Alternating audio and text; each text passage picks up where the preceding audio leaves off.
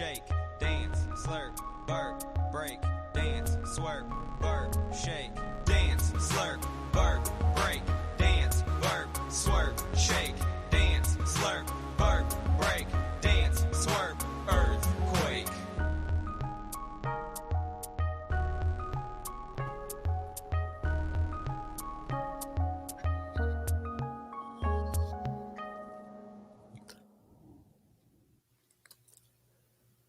All right. I let the song play to the end. Let you guys have the jam over on the live side. Good morning, everyone. Welcome to Fantasy NBA Today. This is your Tuesday edition of the show. February the 13th, Valentine's Day tomorrow. What will we be? Who will be our Valentine? Who will be our Valentine tomorrow?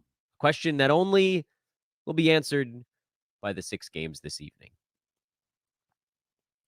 Today on the show, we're mostly going to be covering the Monday card. We had a lot of games, a 10-gamer to go over, and you had a bunch of the recently traded fellows playing, many of them, their second game for their new team. Buddy Hield, I think, was a third, but how much do we need to talk about him? He's absolutely dominating in his new digs. I am Dan Bespers. This is a Sports Ethos presentation. I got through that sentence. At Dan Bespris over on social media, DANBESBRIS.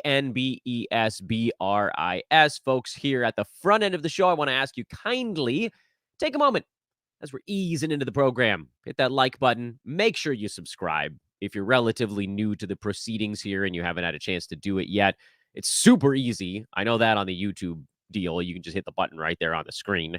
I actually don't even remember how easy it is to subscribe on iTunes and Spotify, but generally they make those buttons pretty easy to find. If you have an opportunity to drop a 5-star review, I'd appreciate that as well. But again, the quick stuff here, a like, a follow over on social, a subscribe button. Let's bring you all into the fold. Would love for you to be a part of what we do here daily, sometimes twice daily, here on Fantasy NBA Today and Sports Ethos. Diving straight into the card, Indiana, an embarrassing loss. An embarrassing loss in Charlotte. My Indiana over bet is a little less safe than I would have liked. Tyrese Halliburton being hurt, eased back in. Pacers being sort of middling lately. They're 30-25.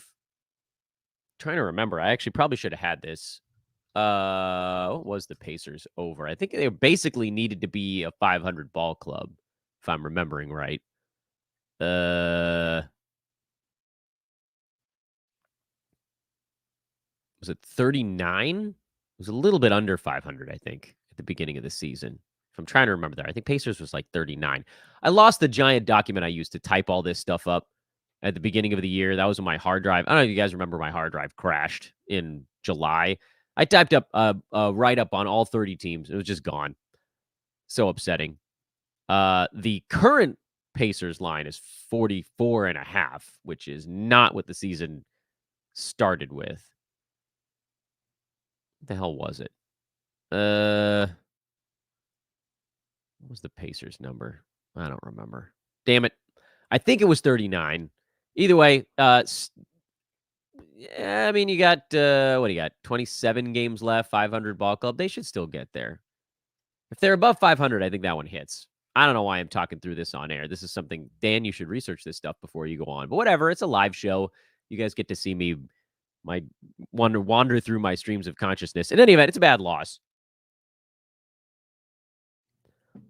Andrew Nembhard right now has sort of the clearest path of anyone on the team to picking up some of the Buddy Hield stuff. But also Nembhard doesn't have particularly strong fantasy game. He's generally assists only. Yes, sometimes he'll have a game like yesterday where he shoots 5 for 7 and gets 3 steals and everything looks gravy, but it's not. So nothing. Charlotte, on the other hand, requires a little bit of our attention. I'm getting copious. Yes, that's right. So many that they are copious. I'm getting copious questions about who to add on the Charlotte Hornets. And I get it. There were actually reasonable questions because Seth Curry, Grant Williams, and Trey Mann, also Vasilije Micic, finally had an opportunity to triple check myself on that one. Vasilije If you listen to him say it, he says it so fast that it just sounds like Vasile. The slow version is Vasilije. Last name is Micic. Anyway, feel good about finally being able to dig into the pronunciation guide on that one. This is what I was worried about. This is why I put him on the watch list on the last show. I know a lot of folks had him as an ad, and I said, all right, I mean, okay, if you want to get super aggressive there, but, he shot the ball extraordinarily well. There was almost no way he was going to get 9 assists per ball game. And, you sort of look at some of these players and you're like, there may be a reason that maybe they're not getting like full starters run on other teams. And it's not because they're not decent, but it is because there's a big learning curve. So still watch list him. Micic can still be on your watch list, but I didn't think there was a reason to go straight up and add, and I still don't. Seth Curry had 18 points in 19 minutes. The minutes are what you're looking at there, so he also does not need to be added, but you can throw him on a watch list as well. Cody Martin is not one of the guys that got traded, but I did get some questions about him, and he's a low percentages guy. I know he shot 5 for 8 in this ball game, but he generally doesn't. He's a low field goal percent, low free throw percent dude who doesn't do nearly enough in the counting categories to make up for those shortcomings. So he can also stay on the wire.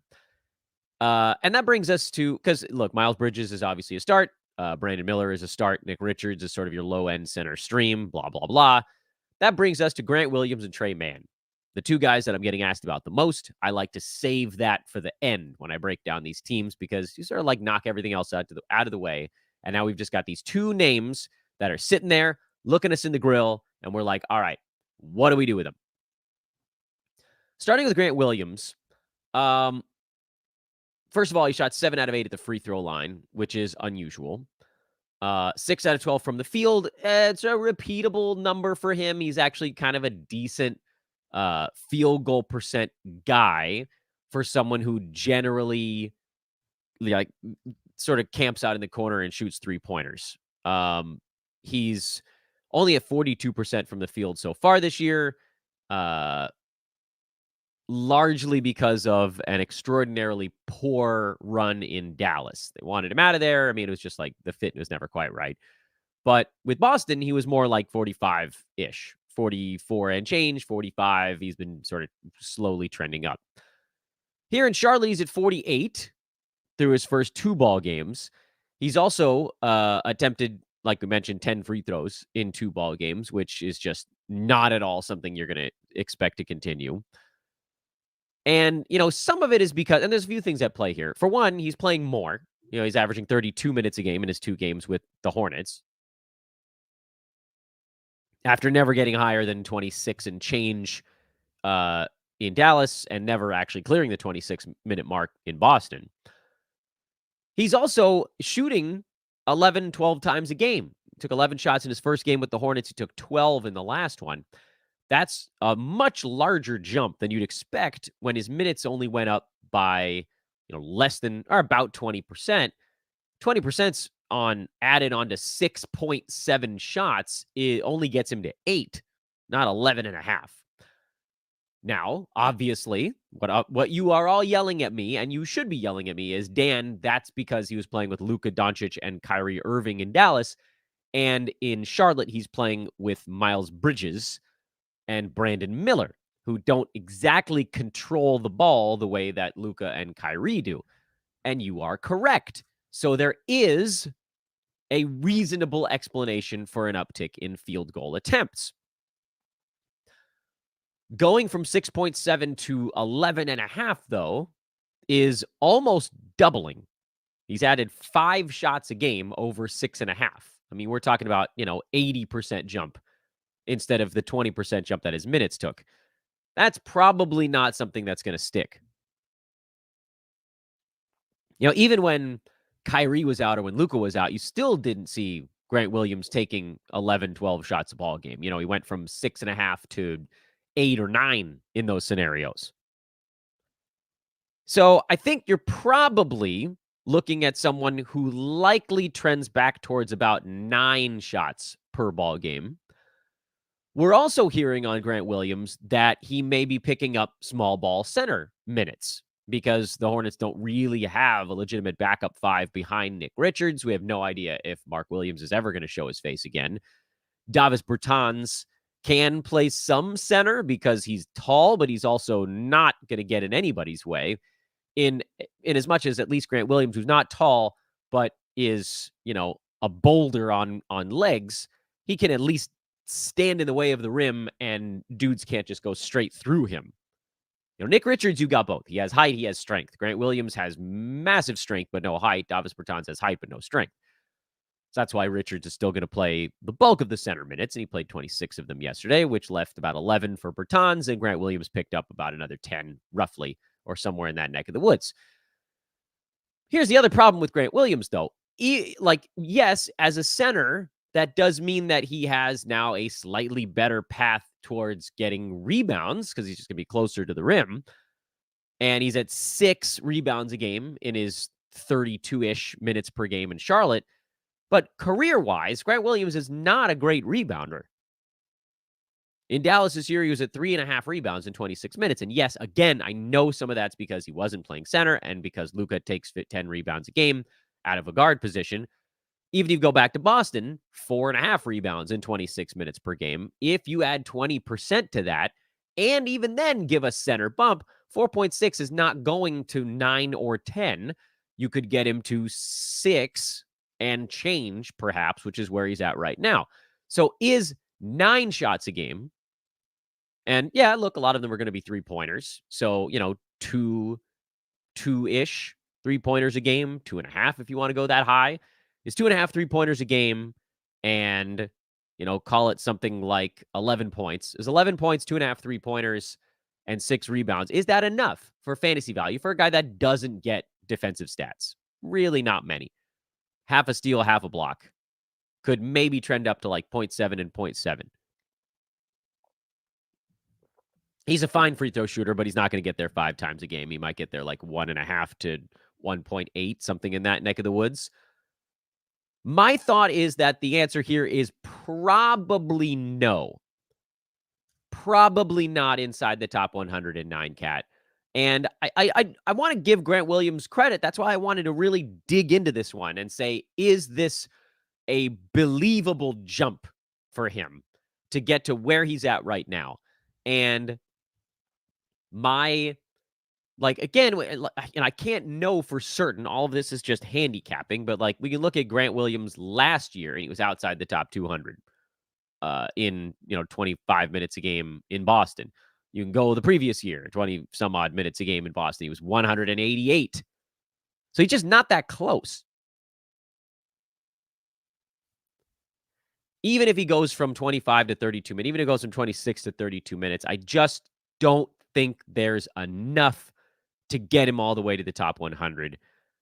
Does he get himself into a pretty reliable stream zone? Yeah. 125, 150 range is probably in the... even if you said 100 was a best case scenario, 100 to 150 range is probably, I'd say almost definitely attainable for him.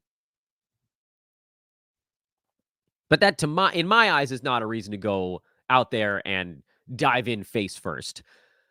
Now let's talk Trey Mann. And I know I'm pausing on this team a lot, but a lot of these other teams we can blitz through pretty fast today. So let's spend time on the stuff that really matters right now. Trey Mann is a very different discussion because he is going to get the usage categories. He's going to take some shots. He's going to have some assists because he's basically the point guard right now while LaMelo Ball remains shelved indefinitely.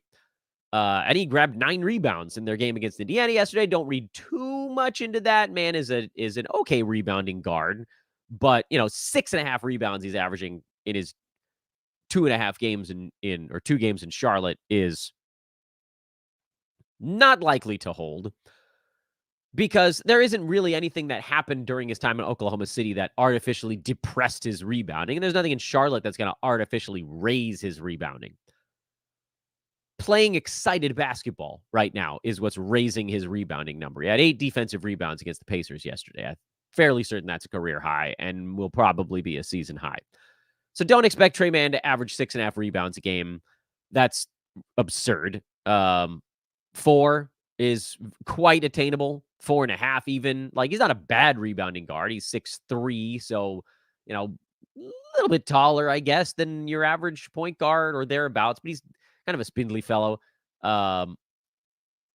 And as minutes start to wear on him a little bit, the rebounds they always trend down. You just see that with these young guys that are finally getting a little bit more opportunity. In the short term, the assists are somewhat sustainable. I don't know about 8 per ball game, but you'll see at least a chunk because he is basically the point guard right now. So, 6+ feels doable. He's also at 10 points in 30 minutes, which feels like a number that could maybe go up a little bit. Not entirely clear. 11 shots per game. He's averaging fewer points than he is shots right now, which is ugly. But, maybe he gets himself to the free throw line a couple of times, and that number goes from 10 to, 11 points, 12 points, something like that. 12.6 assists is an interesting starting spot. But, and here's the big old but. Yeah, big but, just blasting things right out of the way. Here's the but on Trey Mann. Trey Mann is not at all someone we're going to rely upon for percentages. He's a career 78.3% free throw shooter, which as a guard is a negative, or it's a negative if you're anybody. As a guard, it's sort of a bigger negative because guards are who you expect to give you a free throw percent lift, and then you sort of account for that by knowing you're going to have a big man. Some big man on your team is probably going to be shooting in the 70s and foul at the free throw line, and that's your small negative. The guards need to raise it up so the big men can bring it back down. If you have big men on your team that are extraordinary at free throw shooting, this becomes sort of like a reverse proposition, but it's not the way you can't handicap that way. Especially with the way that we have to talk about it on the show. I have to treat this show as though everybody has a relatively average standard roster, meaning your guards do your free throw percent work, your big men bring it back down to earth a little bit. And so that's the rub with Trey Mann, which makes him a very strong points league ad.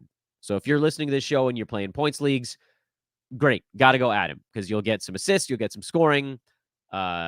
You'll get a couple of rebounds here, as we saw. There's upside if he starts to actually lean into it or get confident or take some more shots. Points league, yes, you definitely want to get on board. 9-cat, I'm very skeptical. Very skeptical. Because his fantasy game has these absurd holes in it. I mean, this is a dude, and I get it. You can't look at the whole season because he wasn't playing any minutes. But even taking these hyperinflated rebounding and assist numbers, I would say, in Charlotte, and combining the fact that he hasn't shot a free throw yet, which once he does, that will become a small negative. That hasn't actually occurred yet. He's still, in 31 minutes a game, outside the top 150. Meaning, how many minutes do we need this guy to play to get to a top 109-cat valuation? The answer is a number of minutes that are not readily available to most players in the NBA. He'd probably have to play about 35, 36 minutes a game to be a top 109-cat guy because we're going to need not 10 points per game. We're going to need more like 12 or 13. We're going to need 13 points per game. We're going to need the 8 assists to hold. We're going to need the rebounds to hold over 5 to cover up for the fact that, and he's averaging 1 steal a game because he had a 2-steal game. And steals will probably be fine. My guess is that he can probably push about 1 steal per game. We don't really know. I mean, he actually has not blocked a shot this season, so I think we can assume that number is going to stay relatively low. But steals prior to this year, he's been kind of in that, if you're saying 30 minutes a game, he should be around 1 steal per ball game. So that'll be fine. That'll be, average. But big negative in field goal percent incoming, small negative in free throws, probably small negative in 3-pointers, or maybe call it league average. The assists, I think, come back down to a more reasonable number in the 4s, or the rebounds, excuse me. The assists probably come down from 8 to 6 and change. I just, he's, I think right now, putting up really good numbers in his first 2 games with the Hornets, and he's still, near the top 170. And if you're like, Dan, maybe the turnovers will come down from 3. If he's the point guard on that team, I don't think the turnovers come down very far from 3. If he's the guy that's initiating a lot of the offense, he's probably going to be between 2 and 3 turnovers a ball game now. So the way I see it, I think it's going to be a really hard path for Trey Mann to get to top 109 category value. I think he's very much a points league ad. And I'd be happy to see him prove me wrong. But even if he does, I don't think he's getting much beyond that mark. Like, in my eyes, a perfect universe gets him to like the 85 range in 9-cat. And a more likely universe has him, like we said, more like, 150 range. Guy, bad percentages, needs to do a ridiculous sum in the other categories. And, I think he might be pretty good in like one, maybe 1.5 of them. All right, let's start moving through the card a little bit faster now. We spent like a solid 10 minutes on this ball game, maybe even a tiny bit more. But again, like these are the guys I want to talk about. Philly's an easy one right now. You're starting the starters minus KJ Martin, but plus Tobias Harris when he comes back. So Oubre, Buddy Hield, Paul Reed, Tobias, Tyrese Maxey. Cleveland, you're basically starting the starters. Max Strus is the only question mark there. He had 10-4-4. He's had 2 okay ball games in a row. Hard to trust the shooting, but he is right on the borderline. If you wanted to start him, you start him. If you don't, you don't. I don't think it's going to make a difference either way. At this point, he's, fringy 12-teamer. But Darius Garland had his first good game since coming back from the jaw injury. That's going to make the buy low a little bit harder, but, maybe you can still slip it through. And I maintain that Caris LeVert is a drop. You finally saw the percentages here kick in a little. We move on. Chicago put up a $136 on the Hawks, who don't much care about defense. Ayo Dosunmu, 29 points on 18 shots. He came roaring back into the mix. Andre Drummond, just 16 minutes. He did have 7 points and 11 rebounds, but no foul trouble in this one.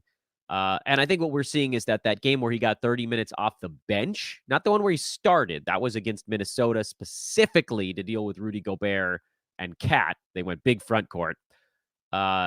But Drummond did have 30 minutes off the bench in the very next ball game in kind of a surprise twist, and then hasn't in the last couple. One of them was foul trouble. This one was not. So my take here is that Drummond is probably not going to be a 30-minute guy or even a mid-20s minutes guy. He's going to be 16 minutes, and then if everything shakes out right, oh, I can't speak today, then maybe he can get up into the 20s. But in my eyes, that's not enough reason to hold on to him long term. I am dropping Andre Drummond, holding Dosunmu. And hey, I don't know how many guys were yelling at me earlier this year that Vooch was washed. I have to bat these things away on the show. Vooch is up to number 42 now, by the way, in per game. That's a solid round and a half now ahead of where he was drafted. He's in the 30s by totals because he's been pretty damn durable again. And he's a second rounder over the last month. So, just saying. Also, fellow old man on the Bulls, DeMar DeRozan, is up to 38. Remember when he was in the 60s? Remember when both these guys were in the 60s and I said buy low? It hasn't been like this stunning mega game turnaround. They've just been quietly a little bit better every week for like the last 8 weeks in a row. And now they're both blitzing their ADPs. Yep. Wave the flag. Atlanta, DeAndre Hunter had 23 points in 28 minutes. He is now almost ramped up to full tilt. Problem, of course, is that we needed one of the usage guys gone for him to actually be consistently producing at this level. And, for that reason, he's not an ad. We've seen DeAndre Hunter go through these lava hot stretches where when he gets really, really hot from 2-point land, he can be inside the top 100 for a couple of weeks, and then he goes through a cold spell and he's back, top 175 range. The interesting thing about Hunter is that he's number 113 on the season overall, despite what I would argue has been kind of an up and down year, especially with the minutes being deflated a tad. There is a chance that DeAndre Hunter ends up with fantasy value. I don't think he's someone that you have to race out and grabs. He's not a big steals and blocks guy. He's generally kind of a good percentages, points, some boards kind of dude. Not an exciting fantasy line. Good free throw percent. We should throw that in there as well. Steals are threes are a little better this year. He's just, Max Strus is kind of a similar type guy. That's probably going to be hovering right on the edge of 9-cat value. And so do whatever the hell you want. It's not going to change your team. other than noting here that as he gets fully revved up, it could finally finish off Saddiq Bey. It could. I don't think you have to drop him yet. Bey's been warm lately. He was not quite as good in this ball game, but he's been kind of heating up. For now, you hold Bey a little bit longer. Hunter, keep an eye on it. I mean, this was an excellent ball game. He went 7 for 7 at the free throw line. That really helped. The 14 shots were useful as well. If we see the field goal attempts get back up into that, not barely clearing double digits because he's at 10.5 on the season right now, but you've also had, 5, 6 of his not that many games have been depressed by a minutes cap. 1, 2, 3, 4, 5. Yeah, 5 of them were, and even if you call this last one sort of a minutes cap game. But remember, at the beginning of the year, he was getting double-digit shots in, 3 out of every 4 ball games, basically. And if that's what we can get back to, he can sit maybe right near the edge of the top 100. Wembanyama. Victor. I want to say Victor. I always think of Young Frankenstein when I see the name Victor. Wemby had a triple-double. It was crazy. 27 points, 14 rebounds, 10 blocks, 2 threes, 5 assists, 2 steals, just in case you needed other stuff. Who cares about the 7 turnovers? This is an absurd basketball game. Wemby's number 12 in 9-cat. He is really, at this point, like one good game away from passing. Who the hell's right in front of him? Lauri Markkanen. He's probably 2 good games away from passing Kyrie Irving, although Kyrie at least is playing again. I honestly, I'm blown away at how fast Wembanyama made the adjustment to the NBA game. And his tanking team, which successfully pulled off the pre-tank, can now just sort of accidentally win some ball games. Because the Spurs, well, they're in that bottom 3, but they're not very far behind the Hornets. I guess they don't want to win all that many. But they accidentally won one here. Jeremy Sohan was a little bit better. Try to move him if you can after a decent ball game. I'll ride that horse until the legs fall off. But you guys don't care about this team. Trey Jones is a hold. Vassell's a hold. Nobody cares about Keldon Johnson anymore. We move on to the Toronto side, where there is some stuff to discuss. Jakob Poeltl, only 20 minutes. Kelly Olynyk, 21 minutes. Bruce Brown, 31. Grady Dick, 22. RJ Barrett, 24. Gary Trent, 22. Emmanuel Quickley, 25. Scotty Barnes, 30. In a game that was a blowout, so the minutes were a little bit screwball. Also, worth pointing out, Scotty Barnes, number 22 in 9-cat right now. Tyrese Maxey, number 24. These guys that are going to get lauded as the best picks of the year have been kind of quietly trending the wrong way lately. And by the way, they are some of the best picks of the year. But that guy that went in the 40s, 50s, 60s that hasn't completely fallen off yet is Chet Holmgren, oddly enough. In any event, back to the Raptors. So I don't think we can take a ton away from this game because it was over early, as evidenced by the fact that Quickley and Barrett only got minutes in the mid-20s. But what I do want to point out is that Kelly Olynyk in his 2 games in Toronto has been a fantasy force, and his minutes haven't been all that high yet. So there's kind of 2 things that I'm fighting with inside my own head. First of all, before we even get to Kelly Olynyk, you guys can safely drop Gary Trent. I don't think there's going to be enough usage there, so what's the point of pushing it? He'll be borderline at best. Quickley, you hold on to. I took a lot of flack for saying that Quickley was not going to be inside the top 75 with the Raptors, and I don't think he is. I think he's outside the top 100. Percentages, he's not a great foul shooter. So he's not going to really lift you up there. Field goal percent has always been low. It's lower than low right now. But this is the stuff you're worried about. There was never a guarantee that he was going to just go get 20 shots a ball game. That's why he was a sell high immediately after the trade. Anyway, that's not what you didn't come to hear me talk about that. Gary Trent was a name we were watching. I think we can probably move on from him. Poeltl, you're holding. People are like, what should I do?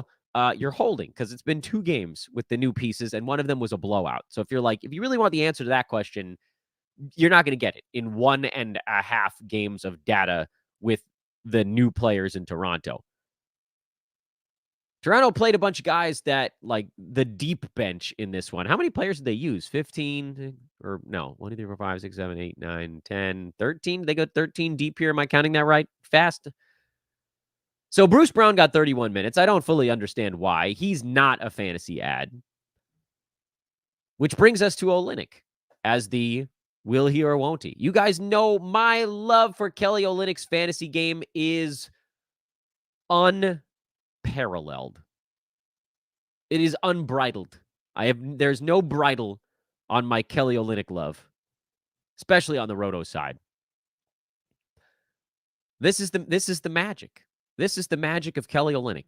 He's played 22 and 21 minutes in his 2 games in Toronto. And in those 2 games, he's averaged 14 points, 5.5 rebounds, 2.5 assists, 3 steals, half a block, a 3-pointer, on 50% shooting, and a perfect 100 at the free throw line. Kelly Olynyk, and you guys don't need me to lecture you on this. You guys know, because this podcast for years has been the Kelly Olynyk Power Hour, and there's no reason that that's going to stop anytime soon. He's a fantasy monster when he's not being fully marginalized like he was in Miami, basically, and to a certain degree like he was in Detroit. Utah let him be Olynyk. Houston let him be Olynyk. Houston let him be Kelly plus. There was nobody else there. He went crazy. Utah let him be sort of like regular version Kelly, and he was good. Like, short-term memory is a mess these days. Do you guys remember that last year, Kelly Olynyk was a top 100 guy in 9-cat in Utah? We just kept thinking they were going to fully pull the plug on him, and they never did. Last season, he averaged 12.5 points, 6 boards, 4 assists, a steal, half a block, 1.5 3-pointers on 50-85 splits. He was good. He was legitimately good last year. He was just inside the top 100. And he was like average to slightly above average in almost everything. But that was also 28 minutes. So that's the thing we have to sort of keep in the back of our minds. This year, Olynyk is playing 20 minutes a game, and he's inside the top 140 because he's shooting 56% from the field. That's an unsustainable number. If you bring that back down to 50 or even just slightly above 50, he falls back more towards, top 150, top 160 range. So long-term or even medium-term, is 21 minutes actually enough for Olynyk to do the kind of damage we need him to do in Toronto?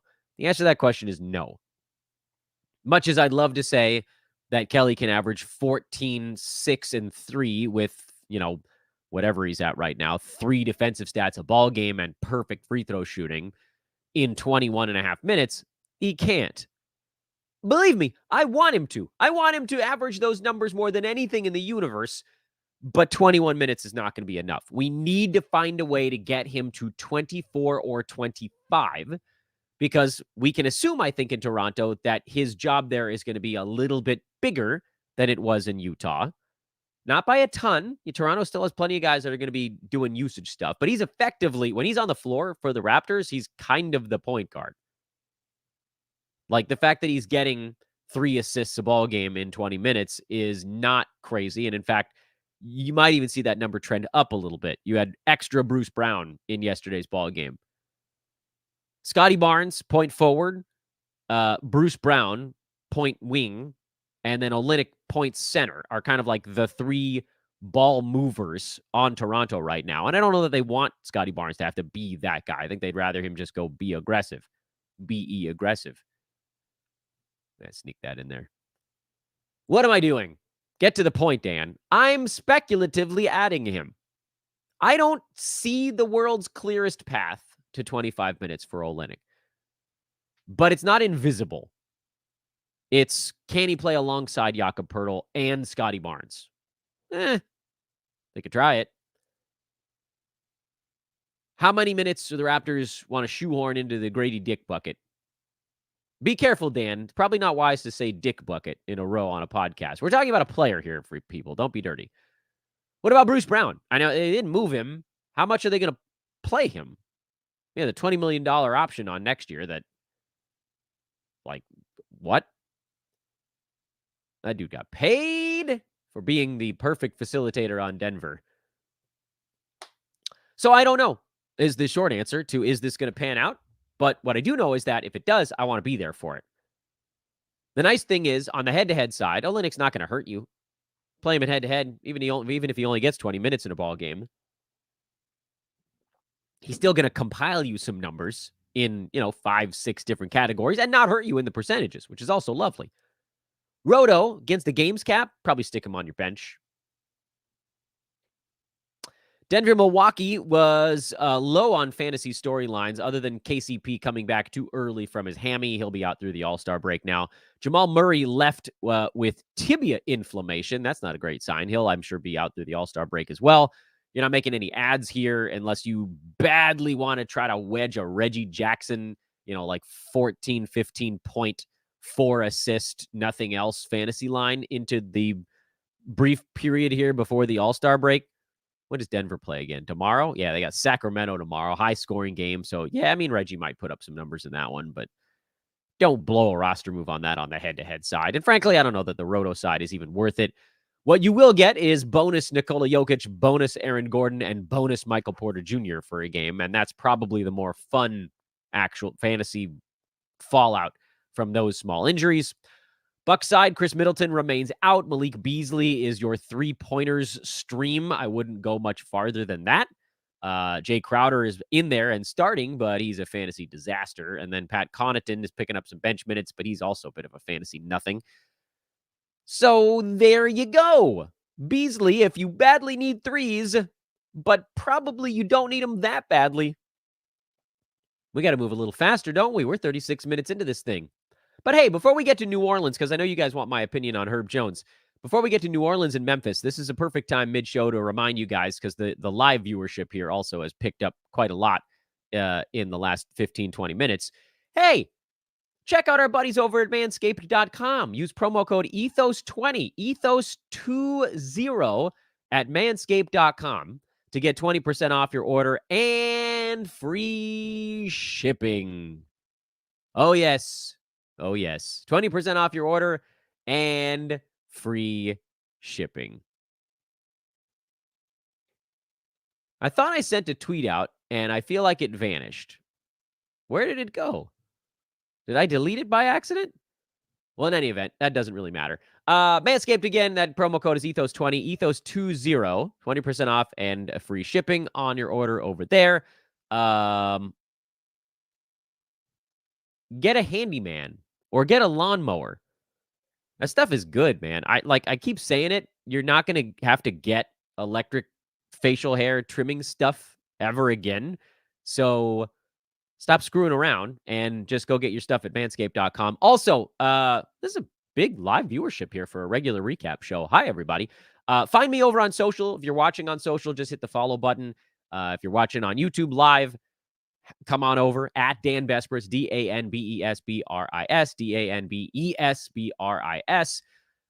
Also, check the show description. All the links are floating around in there that you might need. We've got our free Discord link in there where you can get some of my tweet storms. You've got the links to Manscaped. You got the links to ExpressVPN. Lots of good stuff in the show description. And again, please, please, please, please, please, what was that 5 or 6 of them? Like, rate, subscribe. Please go hit that button. Mid-show, after the show, whatever you got to do, and then subscribe is the biggest thing because we put out content all the time. All the time. I'm trying to make sure that I have 6 shows or more every week this season. I think I've generally hit that mark. So hang out with me here. Hit the subscribe button. Like something, whether it's on YouTube or Spotify or iTunes or Twitter or whatever. All of that stuff matters. Let's talk about New Orleans, Memphis. Herb Jones is hot, ladies and gentlemen. He's heating up. It's hot. He's warm. He's an ad. When Herb is warm, he's an ad. He's one of those really interesting fantasy players that when he's cold, he is like, it's just, you can't even bear it. But when he's hot, holy mackerel. Remember the beginning of this year, top 30 run? And it was like a month of that. If he's hot now, you got to make sure you're on that train. So pick him up. Herb Jones is an ad right now. Get him. Not just because of this big ball game. Also, Dyson Daniels, torn meniscus, out for a while. He wasn't someone that you guys were starting, but him being out means that they need Herb more. So this actually does solidify his minutes a little bit in a way. That not that they necessarily needed to be solidified, because he was going to play a lot regardless. But now, I mean, minutes even safer, and he's hot. Herb is an ad. Trey Murphy, not really. Not really. By the way, this does, and look, like I'd be lying if I said that wasn't a certain satisfaction for me after spending all of last season trying to convince you guys on Twitter that Trey Murphy was a great fill-in fantasy option, and everybody was like, "Shut up, Dan.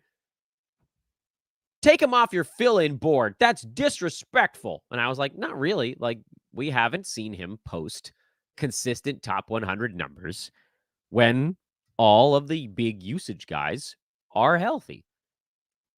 He was top 60 range last year, but Brandon Ingram, Zion, sometimes both, were out. McCollum was out for a while. Like, the big Trey Murphy games come when a usage guy is out or when Herb is out and his minutes are just big enough to sustain it. This year, 125 range with the team healthy. Tried to tell you guys last year. Nobody believed me. Some of you believed me, but also it felt like nobody. I got yelled at so much for just leaving Trey Murphy on the injury replacement board last year because he still hadn't convinced me that he was a value when the team was healthy. So the Grizzlies are messy. Vince Williams Jr. is a play because he gets 30 some odd minutes. Obviously, JJJ, when he's upright, he's a play. Scottie Pippen has the whole, two-way contract thing going on. He actually hurt his back in this ball game. When he's starting, Pippen is a play, but you kind of have to spot play it because you don't know when he's actually going to use up one of his two-way days. And then Santi Aldama is the only other one in my eyes that's really all that close. Gigi Jackson was out for this game for violating a team rule. He's playable on the points league side. I don't think Gigi's a guy for 9-cat. Aldama remains a question mark. I remain somewhat hopeful, but then he comes out and shoots 2 for 9. Like that's the rub with Aldama. We know his percentages are not going to be helpful.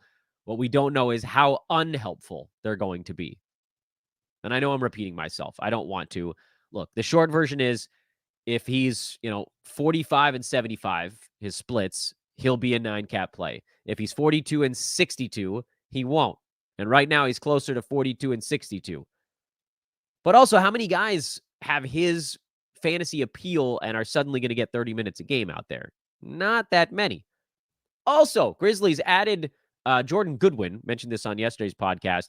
Keep an eye on him in their next ball game. It's a 10-dayer, so it would be a short-term thing, at least to start. But we know he has excellent fantasy game. So one eye on Jordan Goodwin.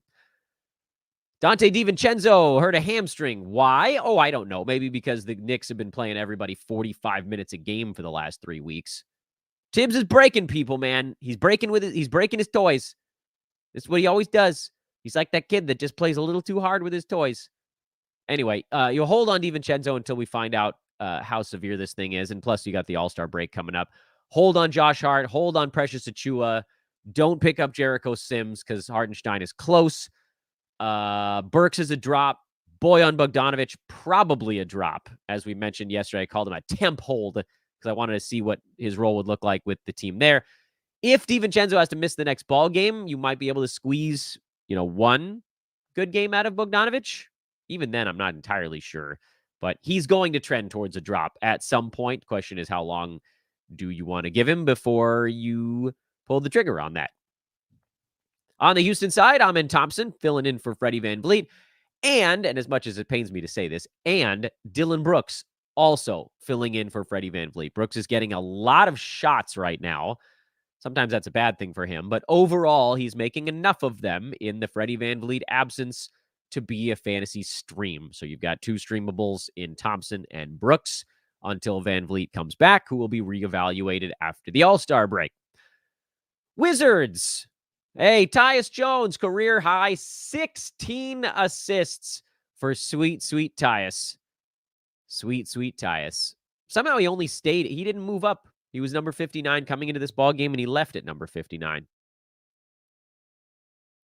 It's harder to move up and down the board right now when we're this far into the season. Marvin Bagley, 12 and 13 in 28 minutes. This is why we said to hold, because there was just no way he was going to play 15 minutes a game and they were going to go all Denny Avdia at center. Because, frankly, there are some teams out there that are too big for that. Mavs happened to be one of them. So Bagley got almost starters minutes. You guys know I hate his fantasy game, but if he's going to get 28 to 35 minutes a ball game, then he's going to end up being a start. So hold on, see what happens. Again, no guarantee that it works, but see what happens. Give it a little longer. Bilal, no. Been trying to warn you guys about this for a long time. Avdia, he had a bad shooting or free throw and turnover game. This is kind of what happened to him late last year, but he's a hold right now because he is getting some small ball center minutes. That's good. Corey Kispert has cooled off. You can go ahead and drop him. I mean, I like the fact that he's still trying to get 10, 11 shots up per ball game. That's good, but his fantasy game doesn't support holding on to him when he's cold to wait for the warm spells. Daniel Gafford, PJ Washington both started for the Mavs yesterday. PJ has clunky fantasy appeal, so he, as I mentioned, I think is a drop. Gafford, 24 minutes, which, I mean, honestly, it could have been more, but what am I going to get greedy? 16 points, 17 rebounds, 2 steals, 5 blocks. You can call it a revenge game if you want, but honestly, he just fits with Doncic and Irving. He can attack the rim pretty similarly to the way Derek Lively can, but he's a better defender, and he's not going to make as many mistakes. So you got 3 guys you can start on the Mavs right now. Luka, Kyrie, and Gafford. Those are your 3. I had a lot of folks, again, this is another one. A lot of people asking me on Twitter if I thought Gafford would ever start for the Mavs. And if anybody watched my trade deadline show, I said I thought he'd start almost immediately. Well, Warriors blew out the Jazz. Dubs are playing better. Jazz are playing worse. Utah has, again, kind of leaned into the... It's not a full tank, obviously, because moving Abaji and Olynyk is not like you unloaded your best guys. But part of what made the Jazz so appealing when they went on that hot run was that they had all these different lineup combos they could use. And Olynyk was a glue guy in a lot of them. So they got to find... And we'll come back to the Warriors. Let's talk Utah first. We got to find, the Utah Jazz do, someone that can be a connector in that same way. And I don't know that they have that guy. Chris Dunn is probably your closest thing, but he's not a floor spacer. So who's going to be the point guard? Is it going to be Colin Sexton? Because he's not really a point guard. Is it going to be Keontae George? Because he's probably too young to do it. I think Utah's going to feel this impact. Well, the good news is John Collins is going to put up numbers. He wasn't that great in this ballgame, but he'll be fine. Walker Kessler is going to finally put up big numbers. Enjoy this run. Colin Sexton, keep playing him. Jordan Clarkson showing signs of waking back up again. This could be sort of like the next little mini heater for him after that big downturn. You're not picking up THT. You're not picking up Taylor Hendricks. I don't know where the Taylor Hendricks Twitter stuff was coming from. And then Keontae George, I've been out on for a long time. You can keep one eye on him. Keep one eye on Chris Dunn also just to see if any consistency forms, but there hasn't been so far. So, blech. Over on the Warriors side, we said hold Klay Thompson. He bounced back. Hold Andrew Wiggins. He's been okay. Hold Draymond, obviously, Steph. Jonathan Kuminga showing signs of slowing down after his world-beating 3-month-long mega heater. That was just like the most obvious sell high moment on planet Earth. He'll be fine. He'll be a top 100 guy the rest of the way, or maybe even a little bit better. But you probably could have gotten like a top 60 dude when he was really cooking at like a first, second round pace for 3 weeks. Now that'll be harder. And then Brandon Podziemski's the other one. I think he's probably trending towards a drop in many formats. And a lot of that's because Gary Payton came back and he's going to ramp up because he's their best defender. Wing defender, at least, outside of Draymond, who's, he's always going to be the anchor on that side. So Payton's going to get some minutes as his body solidifies, and a bunch of other guys are going to give him some of those minutes, and some are going to come from Podziemski, who was close. Now, if someone is hurt, like if Klay takes a game off, or if Wiggins needs a game off, or whatever, and Podziemski gets a start, in my eyes, that's probably when it goes back. So maybe downgraded to a fill-in level dude. And that's probably why I'd leave it on Brandon. And the last one before we wrap it up for the day, Minnesota blew out the Clippers in a game that had this many fantasy angles. Goose egg. These two teams have nothing. Ivica Zubac didn't have as many minutes in this one, mostly because he was getting run off the court. Not run off the court. That's not the right expression. He was just getting played off the court by Cat and Gobert. They were just better, but he was still fine. Zubac belongs on rosters as a low-end center. He'll be in that kind of Nick Richards department. And otherwise, there's just nothing. Jaden McDaniels left early again. I think he ended up making it through, but he'll be in and out of the lineup a little bit coming up here. And, Naz Reid gets a small bump when he's out, and Slow-Mo gets a small bump when McDaniels is out, but nothing that tips the scales so much that you have to act on it immediately. And that, ladies and gentlemen, is a show that took longer than I expected it to, but we went super in depth on some of those recently traded guys. I think that's honestly what everybody wanted me to talk about. One question in the chat room was about Peyton Watson on Denver. He's a possibility to be interesting for a game. Yeah, I mean, I would consider it. Problem is that going into the All-Star break, I don't know if he's going to be good in their game tomorrow. And it's not like you can say, oh, well, maybe we take a game and see how it goes and then pick him up, because then they have a week off. And presumably Jamal Murray will be back. Maybe KCP is back on the other side of that. And then we've picked up a guy and didn't even really get to use him. So I would probably watch someone like a Peyton Watson on Wednesday. And then if we come out of the All-Star break and the same guys are still out for Denver, then you maybe make that swap next Wednesday or next Thursday morning or something. But that's my hesitation to dive in right now. That's a good question on Peyton Watson. Here's a fun question we can ask at the end. Who is the sexiest player in the NBA, and why is it Davis Bertans? I don't know, man. Why is it Davis Bertans? We'll leave that one for the chat room. There's Davis love coming through. Maybe it's the sweet, pseudo comb over thing for a guy who doesn't need to sweep his hair over like that. Just wait, Davis. You're only 31. The hair will continue to thin, and then you can really bring in the comb over. You know what? Maybe people like Davis Bertans because he looks like, what was that toy called? Was it called Wooly Willy?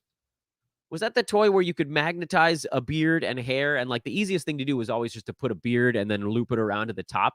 And that's what Davis looks like to me, because he's got the hair that goes into the fade and then comes right back for the beard. So it's hair, not hair, hair. Cartoonish. It is cartoonish. So, yeah, I think that's that. 50 minutes feels like enough, doesn't it?